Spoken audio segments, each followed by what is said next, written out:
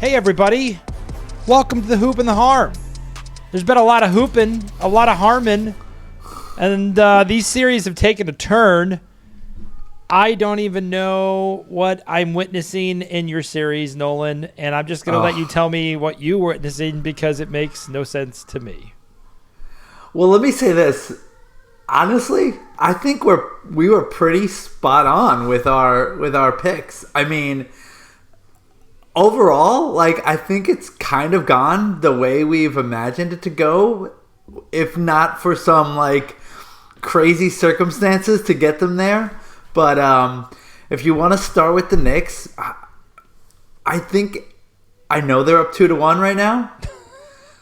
Yes, but literally, other than two miraculous comebacks with some historically bad shooting by Boston, and just those three games started off exactly how the three games that the Knicks got waxed by the Celtics in the regular season started off with. They started off with 20-plus runs.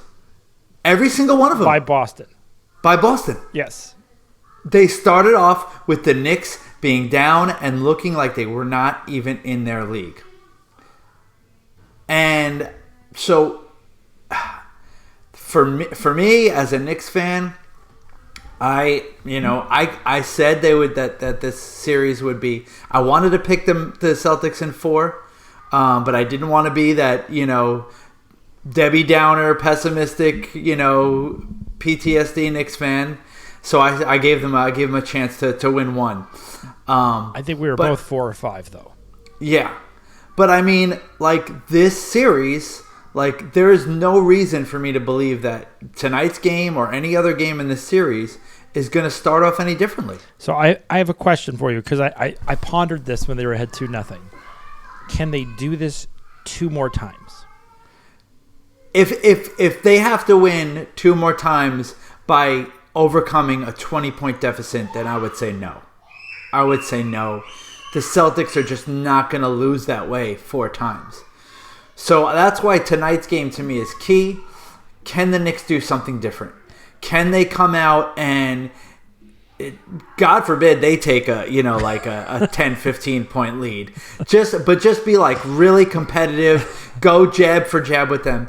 Because if the Knicks, that's what would give me some comfort. If the Knicks can just keep it close and can look like they're hanging with them, if it's tight at the end of the game, I give the Knicks every chance to beat Boston because they've done it before. I don't disagree with you. The one thing that's been alarming to me is how poorly Boston has performed in the clutch in those 2 games. But again, they work their way to it. It's almost like when they hike down the Grand Canyon and they're like, oh, we need a miraculous shot now, and they haven't made a shot in forever. So it's not like an ebb and flow kind of game where if it was an ebb and flow kind of game, you would expect someone to be in some kind of a vibe. The biggest thing that I noticed, this is just – a 5-game series is hard against a great team. A 7-game series is even harder. But their opportunity for error gets less. Absolutely. If they were 1-1 in those 2 games, I would be like, man, the Knicks really they blew. They had a chance to just steal another one. Yeah. In all reality, if I was you, and I'm a Suns fan, I would be very down if I was up 2-1 right now. The way you went up 2-1. It feels like the reverse. It feels like Boston's up 2-1. But here's again, outsider. I'm an outsider. My little outside world, when I look at this series, both games down in the clutch needed a shot, needed a defensive stand. They did it both times. Mm-hmm. They could have not done it either time and be down 3-0 after a miraculous comeback. That's how close those games were.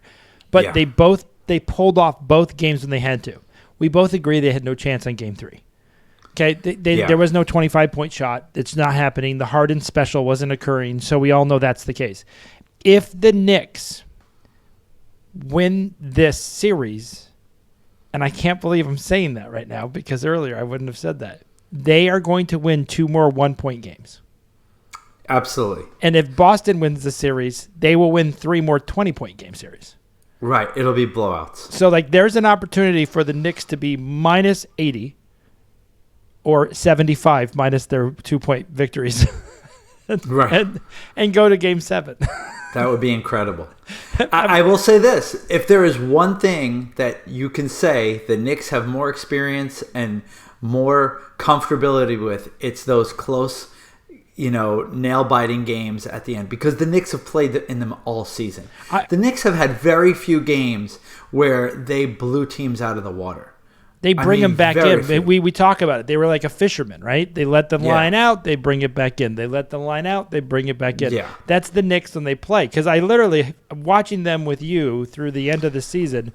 You've watched more Knicks basketball in the last 3 months than I think you've ever had in your life. But I can't believe how easily they give it away and how easily they get it back. Yep. Because that, again, going back to Game 6, I literally texted you, well, Game 7, here we come. And then the Knicks win. And I was like, I didn't expect them to pull that out. Because the reality is they have too much talent not to. I mean, they just kind of like, and they have defensive talent, good defense generates good offense. So all it takes is a couple of, really good defensive stands or steals and come back the other way and score, convert a couple turnovers, and suddenly you got them. They're believing in each other again. That's the way it goes with the team. The problem is those turnovers or conversions after turnovers don't happen nearly as much as they need to. I still feel like you do. I don't feel Boston is in a problem area. No. And this is when we talked about earlier. A 3-1 series lead is difficult to overcome in basketball unless it's Boston and New York, because Boston, to me, feels like the better team. When the Suns lost their 3-1 leads to Houston, Houston had the better team.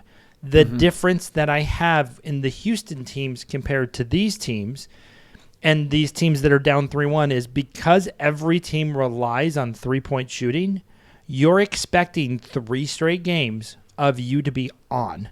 During the playoffs, which we both agree they're allowing a lot more contact than they used to. And you saw how close it was when Boston was not shooting well. Correct. And all it takes is one of those games.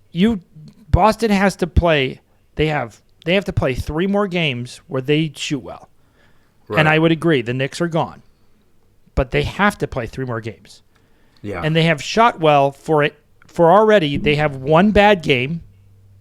The Game 1 and Game 2 combined, you have one bad game. And Game 1 and Game 2 combined, you have one good game. And they're 0-2 in those 2 games. So if they have a half that's good and a half that's bad and the Knicks take it, guess what? You just got a half of good. They're not putting together a full game of bad. So we understand that. But they need to put 2 halves that are good. And if Boston doesn't do that, the Knicks are in play. And if you were to say, hey, Knicks need a final shot, I'm watching the end. They're going to put up a great... I mean, I believe in them. I don't... In a close game. That's what's kind of crazy about this series is like, on one hand, I'm like, the Knicks cannot keep winning if they don't put together a full game together. And yet, Boston has shown that if they have just one bad half, they're beatable. So it's wild. I don't feel like we had our concerns about the Cavs, and we'll go into that. But I don't feel Boston is like going to win in 5 games if they get to the finals, like they did against Dallas. No, I think every team they face will. If they do make it all the way to the championship, I do feel like I don't feel like they'll sweep any series. I would agree with that. I feel like they are a lot more human than they were last year. But I also felt like Dallas was on their last leg. Aha, Luka, last leg, you get it? The fumes had run out. Yeah, Luka couldn't move. Yeah. His revolving door of defense got even worse in the playoffs. But, I mean, I just think this is a different Boston team. I'm interested to see. I still think Boston wins the series. Mm-hmm. Do I want to see the Knicks win? Yes. Would I be really happy if the Knicks won 4-2 or 4-3 and their combined winning total was 4 points? That would be amazing. It would be amazing. It would also make for a really hard prediction for the next series. So if you're gonna, The one thing I don't know, did they even tell anybody about Big Cat's finger injury? They're talking about, I guess. They said he's fine. Okay, so that he's going to play. I mean, he's going to play. I mean, there's video of him literally saying on the court, "It's broken. It's broken." So I think there's a good chance it is broken, and he's just going to play through it, and they're going to pretend like it doesn't exist. It goes back to like when you shake somebody's hand who's played a sport for a while, and they have those fingers. It's like a basketball fingers because they've been jammed so much.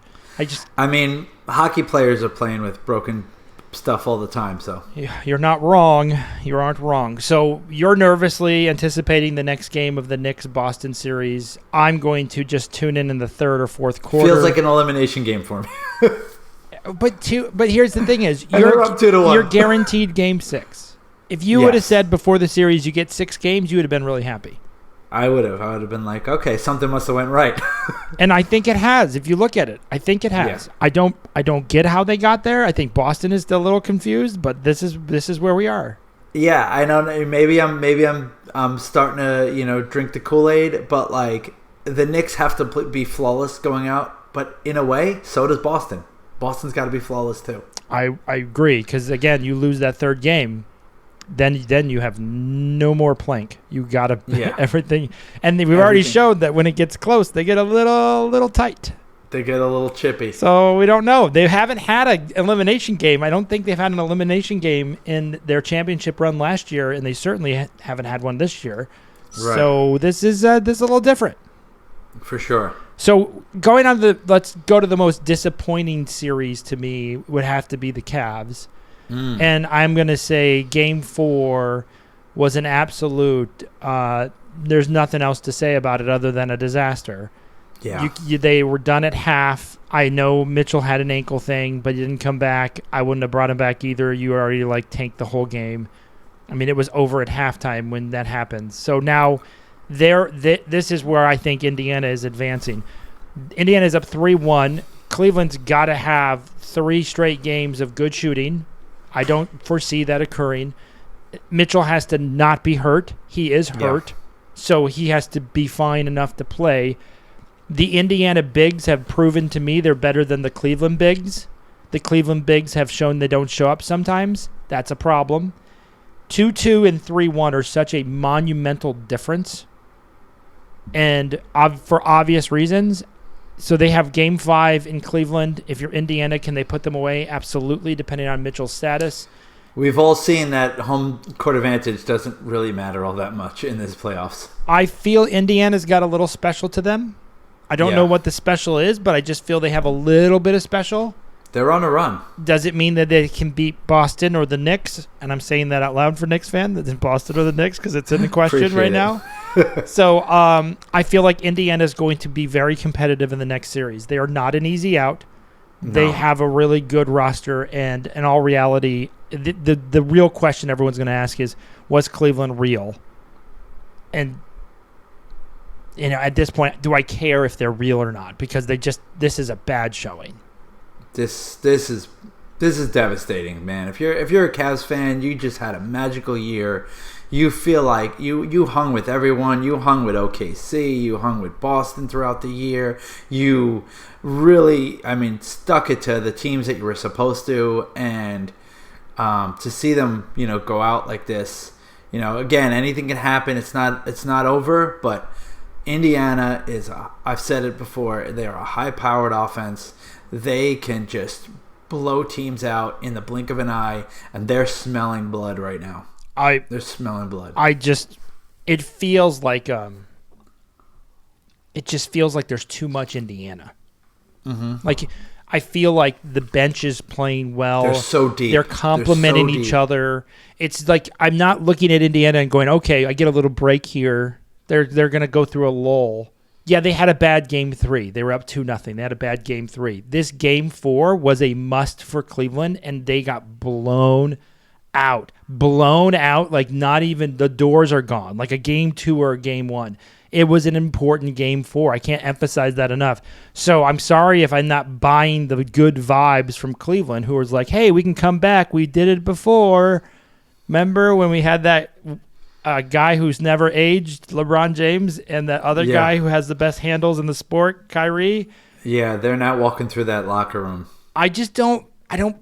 It doesn't feel like they have it. You can't lose by that much. And I love Donovan Mitchell. Even if he's healthy, he's kind of come up short a couple times in the playoffs, throughout his career. So he's not really gotten a team too far when it comes to the playoffs. So here's an interesting comparison when I think of point guards. I think Mitchell is a much better Trae Young. Like Trae Young's a little cheaper version, but Mitchell's not that much greater. Like if you were to compare like point guards who are traditionally, they're shorter, so they can't post up, and you can put a big guy on them. Brunson fits in this category too. Like right. Trae Young is not where Brunson is at all. Right. And I would say Mitchell, and if I was to compare Mitchell and Brunson, I would say Brunson is higher than Mitchell. Because at the end of the game, I'm sorry. I don't care what anyone says. Brunson is just legit. It's hard to argue. He finds a way, and he's got that chip on his shoulder. He gets it done. We have not really seen that from Mitchell yet, and maybe I don't know if he's going to play. Maybe he's got a chance to show it. We'll see. If Cleveland's going to be home, keep it close. If you're Cleveland, just keep it close. Man, they got some really good defensive stoppers on that team. That if it's close, they could. That's it. That's what stops. When you think about it, when you compare it to the Knicks and Boston situation, Boston's a team that can run you out the gym by just shooting the lights out. But slow the game down, put some pressure on at the end of the game, and that's where things start to even up. And that could happen with Indiana. But man, that's a lot to ask for at this point for Cleveland to play a full game and really keep it close to the end. Would you do you anticipate that going 6, or do you even anticipate giving Cleveland like the percent of hope being down 3-1 for their fans? If Mitchell does not play, I don't give Cleveland much of a chance. I think it'll be closer. I don't think they'll lose by 40, but I think Indiana will pretty convincingly wrap that series up. I would agree. I like what they did to Milwaukee in the first series. They did get some assistance. There was some terrible play in the last minute. I don't think Cleveland's going to do that. Yeah. But I just think that when things like that happen, like in the Milwaukee series where you're gifted a game and you take it, there's something to taking the game. That's why, to me, I always look at it like when I watch hockey and the hockey gods watch. So like if you do something poor or you don't score, like overtime happens, you get the goal, they respond glowingly. This is why going to the Knicks, I have a tough time with them because, man, they've done the thing they should. They've stolen the right games. Right. You usually get rewarded if you continue to do that. Yeah. So it's hard for me to just like go, oh, Boston's going to win the next 4, no doubt. There's something here. I don't know what it is. I can't explain it, but there's something here. That's why tonight, Game 4 feels like make or break for the Knicks because everyone knew from the series. From the beginning of this series, that at some point, if not multiple times, Boston was going to have a game like they did in Game 3, where they're just going to be unstoppable. Right. That's who they are. Yes. That's who they are. It's probably going to happen on at least once in every series on the way to the championship, if that's their destiny. So you knew that was going to happen, but tonight, if the Knicks can keep it close, if the Knicks can make it not a blowout. Then you might say, okay, now they got a shot. I wouldn't even know what I'm looking at. If the Knicks, my brain can't even say it. Knicks are ahead 3-1 in this series. I would be floored. We will definitely do another thing this week because that I can't imagine. Might have to do an emergency pod tonight. Yeah, I don't know what you would be feeling, or if you're like calling in sick tomorrow because that's unfathomable. Based on what these teams were notoriously in. But that's it. I just feel like they did some good things and they're rewarded for that. So I don't know what that reward looks like, but God, there's just something like there's just a little spice to the Knicks this year I like. Yeah. And it's certainly a lot nicer to see them up 2-1 than down 3-0, which they could easily have been down 3-0. They could have easily.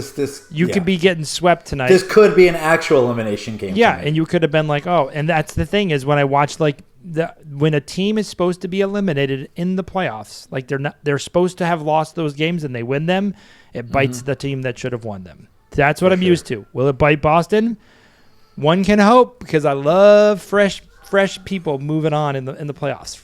Me too, man. So the Western Conference, I'm going to go to my disappointment in the Western Conference, and that's Minnesota. Even though Minnesota is ahead 2-1. Steph Curry gets injured in Game 1 with a hamstring, as we all know. We talked about the age. We talked about it catching up. This is what happens. It does happen, sadly. Do we want to see injuries? No.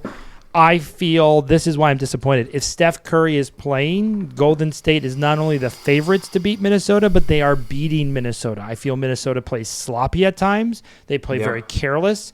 They should be destroying this team. If Golden State moves on and beats Minnesota, Golden State is going to get wiped off the floor by either of the other two teams. In my opinion, without Steph. With Steph, they have a chance because Steph is like that, floating entity that you respect, so people don't know what to do with it. But that's my nobody would have picked him to get swept. I don't think. My biggest frustration is with Anthony Edwards, Ant-Man. Anthony Edwards, to me, I was expecting him to step up. He has played very not well in this series, and then the guy they traded for has bailed them out. Julius Randall has been unbelievable. In fact, in the Game 3, I thought he was on an elevator when he went up to get a rebound. He jumped so high over everybody. I was like, what elevator did he take? He's been playing to another level. Like Green shrunk when Curry got injured. Julius Randle went through the roof. And that was one of the things we wanted to see. Well, it's not even a comparison. Julius Randle got a triple-double, was clearly the second best player for Minnesota in Game 3. Wasn't even close. You could even argue he was better than Anthony Edwards. So that's why I'm disappointed. And maybe it's my fault for thinking that he could be like a Jordan and just destroy and dominate. I also didn't like him getting carried off the court in the first half, and then he comes back on like LeBron James, and I'm like, I'm over that idea. Like, you can't walk, but then you can play basketball. I've met guys who can't walk. They don't come back and play basketball. They don't walk. They don't play basketball for a while. So I'm tired of that. Like, if you got your ankle stepped on or it got, rolled, I understand it hurts. I've done it a million times, but you tie your shoe tighter, you tape it up, and you get back out there. Acting like the world ends when you get injured just makes me sick. I don't like it. Yeah. I'm sorry. This is my feelings on Minnesota. They're ahead 2-1.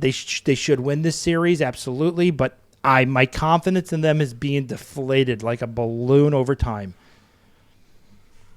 Yeah, I feel the same way. I did pick it to be a closer series than I think you did because I couldn't get over the fact that like Curry's going to be is always there and he's not going away, and I just had too much respect for him.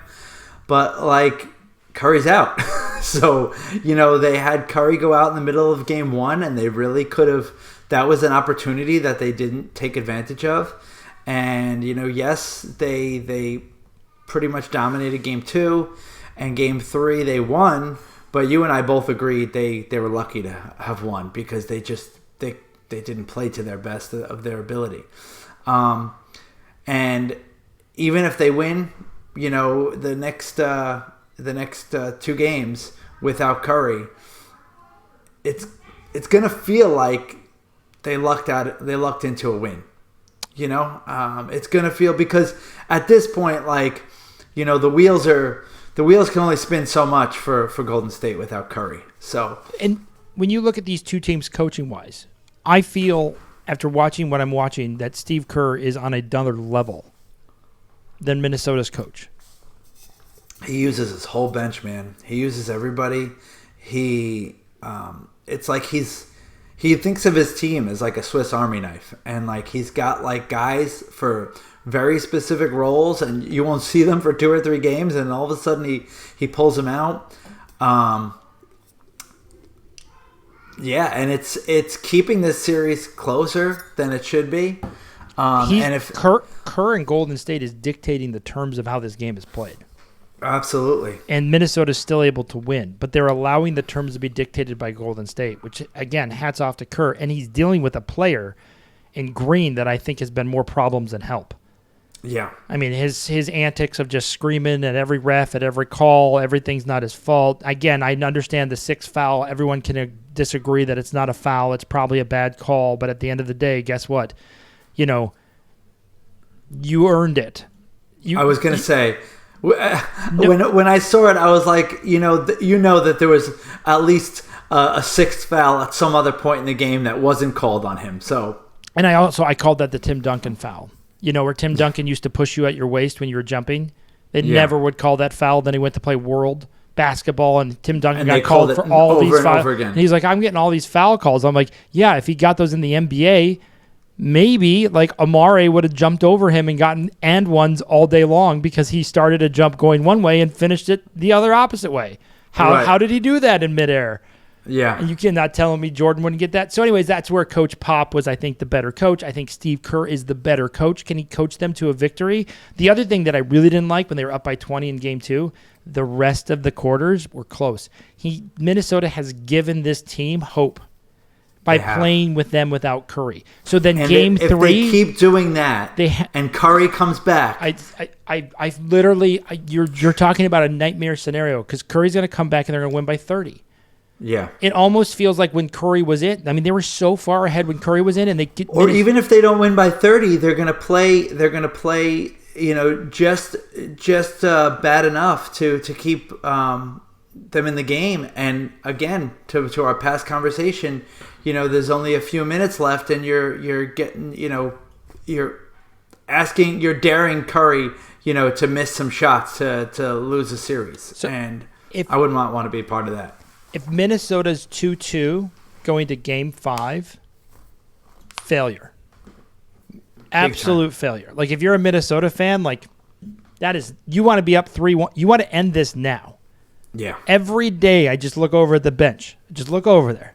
You can see Minnesota looks over there like, street clothes. Yes. Yeah. Like, that's Minnesota. That's Steph Curry is not 25. Like, you guys have all of these players. You have all this system, but it just feels like, I don't know. The other thing that bugged me, Julius Randall had a great game. He was coming up with a ball with like a minute 10 to go. I don't know if you saw this.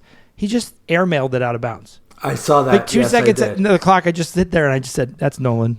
Julius giveth and Julius taketh away. Nolan knows what's going on. And I literally was like you Golden State hits a 3, I think they would have been down by 3. But you know what? You forgive that for all that he's done for that team. I agree with you, but it's just really their brains don't work in critical times. Like, it's the part that, like, Phil Jackson would have lost his mind, Popovich, Kerr. These guys lose their mind. They talk about the importance of moments. Yeah. And I'm just watching Minnesota like, it's not that big deal. And I'm like, but it kind of is. Now, again, I say this after, like, Anthony Edwards in the fourth quarter and second half was unbelievable, and Julius Randle was unbelievable. They have 2 great players, and I'm sitting here upset with them. That's why. I'm upset that they're not winning by more, and they're letting Golden State dictate the game.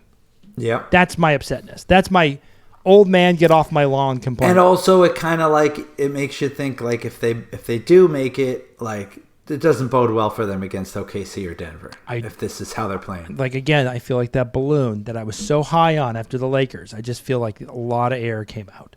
Yeah. And no matter what happens. And I don't want to see Golden State advance, but my goodness, every day I feel like it's coming.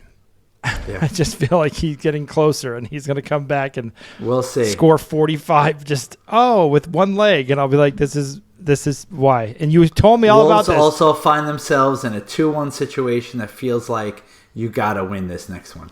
Yes, you're correct. There's the two teams that are ahead 2-1 do feel like must wins tonight. I would agree with that. That's a very good assessment. And they should play like it. Yep. That brings us to the other series that's 2-2. So again, we have some exciting. I shouldn't say some. This is the series that I think has lived up to what we thought.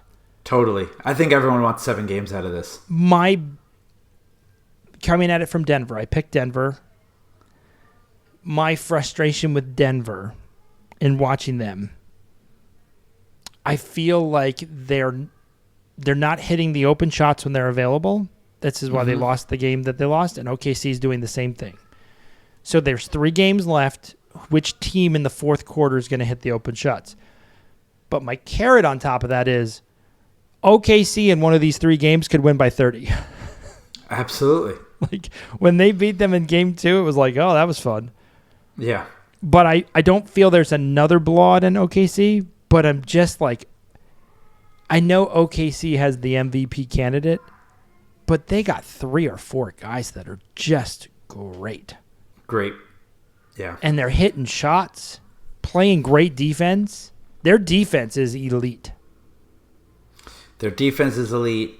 The only thing I'll say is that, like, Denver has, like, the things that they did to consistently route teams, like the run and gun, the pressure, the nonstop moving the ball, and you know, Denver has found a way to make it like we're just not gonna play this way the entire game. We're just not gonna, you know, they've been able to slow down the game enough, and you know, I do think OKC could win another game by 30 points. I do think they have it in them. But I wouldn't expect to be more than one more game. I think game 1 clearly Denver stole, to my delight. Yeah. Yes, it was a lot of fun. Game 4, I believe OKC stole. Not in the fact that OKC stole it and Denver had it. Denver did have the momentum going into the fourth quarter. Denver didn't hit the shots that OKC did. I felt Denver could have. So again, I would say Denver typically wins game 4 and OKC typically wins game 1. So now I'm calling it like the NBA gods looking down, it's even. Because Denver won game 3. I think we both agree. And then obviously OKC handled Denver pretty handily in game 2. So game 5's in OKC. I feel less confident about Denver after game 4. But that's just because I watched game 4 and I thought they should have won it. 2 out of 3 series, I think I will be shocked if Joker doesn't figure it out. I feel he's been shooting poorly, but I think that there's enough stuff to see that he's smart enough to figure this out. Mm-hmm. SGA is still SGA, but I think there's a couple other guys on OKC that are just unreal. It takes that because kind of like Indy, a lot. There's so many contributors on OKC. There's so many guys that are good, that are difference makers, that play their role well.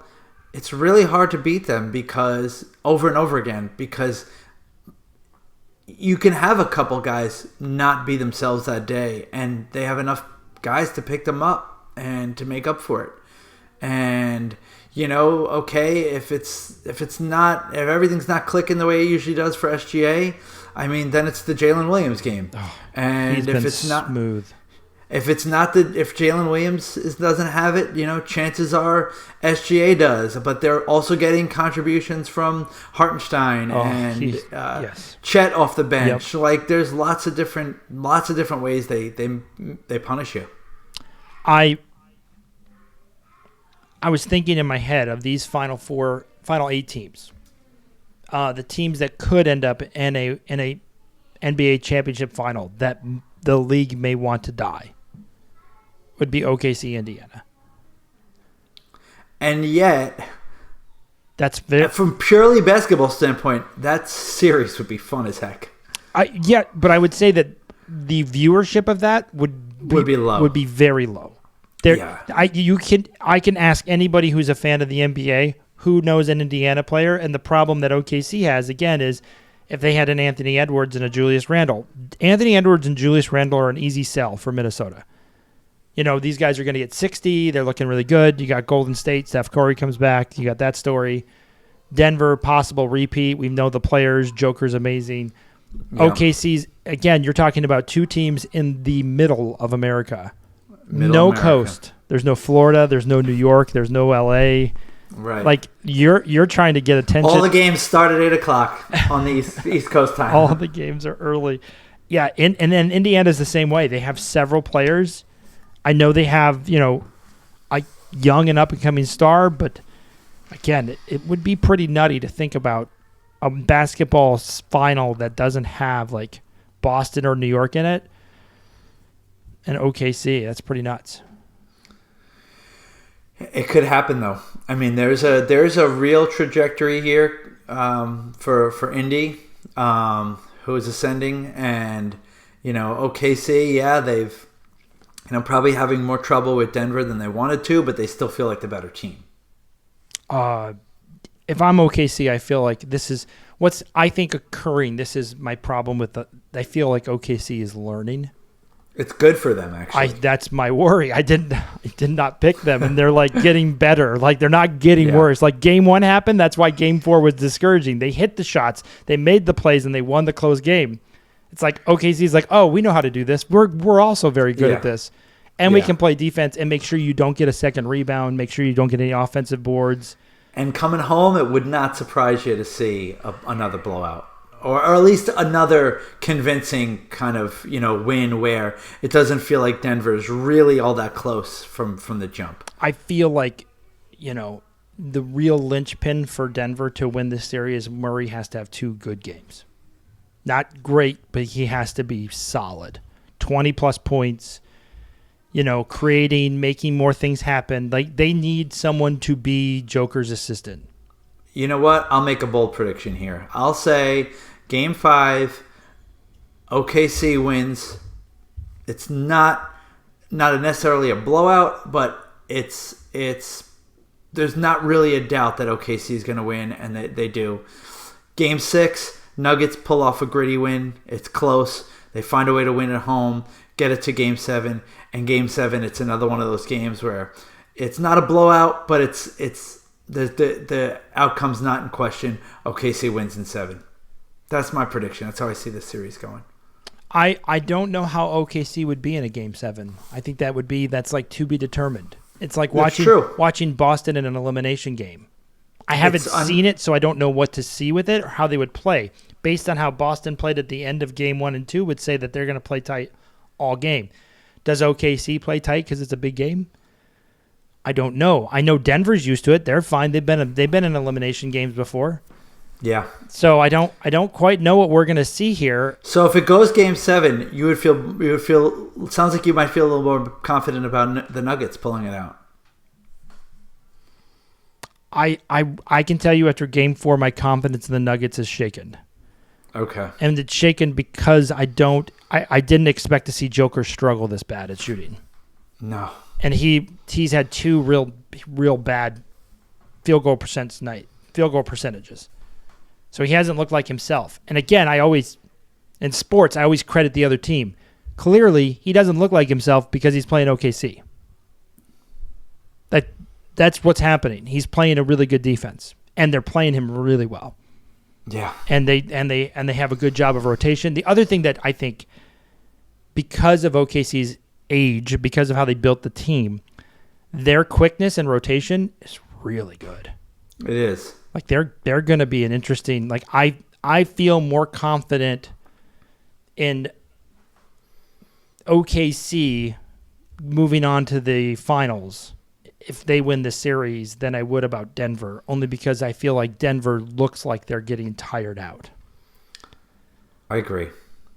So I feel OKC's getting bigger and smarter and better, and I'm like, look out, league. This is a lethal combo. And then I look at Golden State and I look at Minnesota and I say, you aren't playing to OKC's level. You're not playing to Denver's level either. So that's my frustration. So, and again, I'm hats off to Steve Kerr, by the way. He's a great coach. He's proven it. He is. And no one's at home sitting there going, oh, I don't know. Trust me.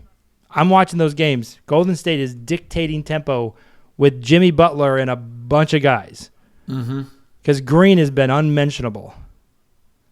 So, like, did you have that? Steph Curry gets injured in Game 1 and Golden State dictates tempo for 3 straight games? No way. Seriously. That's a serious disconnect right there from Minnesota. So that's a problem. And then again, so we'll see how the Knicks do tonight. We'll see how Minnesota does tonight. Those are the 2 games we're looking at. We're watching. We'll probably come to you another episode here this week. I appreciate all your insight and many prayers for you in tonight's game with the Knicks. I know it's What I would Either say, way, I won't get any sleep tonight. What I would say is you're comfortable in both settings. We've talked with you 20 behind and 20 ahead. You're neither, yes, it's over, we got them where we want them, or, hey, we're never coming back. It's like, I guess I'll just witness whatever it's going to be. Yeah. No, at this point, all you can do is watch and let it play out. It does feel like they found a way to make, a series that nobody really gave them a chance, myself included, like even more excruciating if they lose. Oh, you're making me feel if they go up 3-1 and then they happen to lose it. Ooh. Oh, gosh. You know what? Because the record books will just say, 4-2, and or whatever it ends up being. Correct. 4-3. But like I'll know that like they weren't even supposed to be this close to begin with. But I digress. I don't know what the GMs look at for coaches. I don't know what they're seeing. But like when I watch what Kerr is doing, I'm like, he clearly is a great coach. Yeah. He knows what he's doing. And then I see the other coaches, and I'm like, they see it too, right? You see it? Like, do you see it?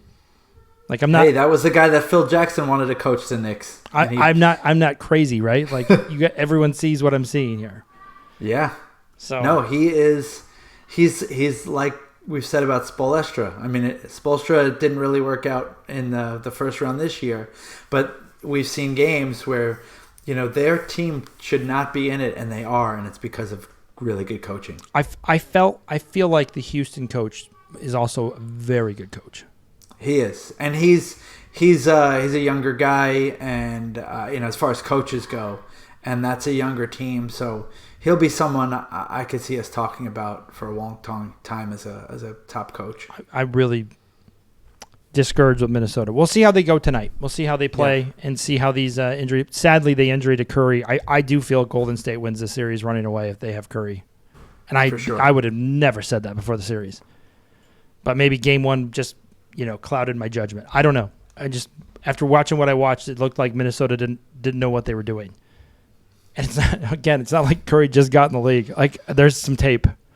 Yeah, there's some things that people did that worked pretty good. So we'll see how it turns out. Anyways, this is another episode of Hoop and Harm. Thanks so much for subscribing. Thanks so much for liking, and love your comments and appreciate it. Thanks, Nolan. Again, best of luck for the Knicks. Thanks, everyone. Bye now.